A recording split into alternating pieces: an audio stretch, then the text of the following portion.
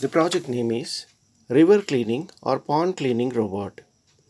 This will remove the garbage and such material from the surface of the river. It can be used to remove dry leaves and some lightweight garbage from the river surface. Now let us see its operation. The front part The front part is a roller part.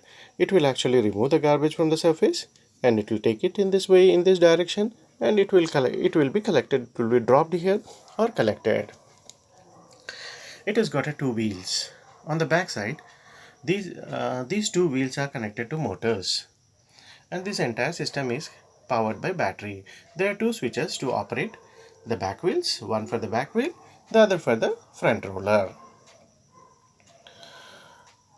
Now the back wheels are powered by 9 volts battery, and the front roller is also powered by the 9 volts battery.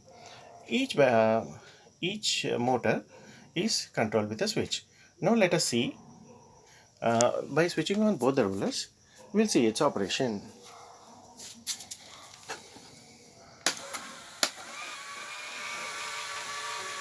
The roller is also moving and the robot is also moving. In this way, since it is made with lightweight material, it will float on the water and will perform its function.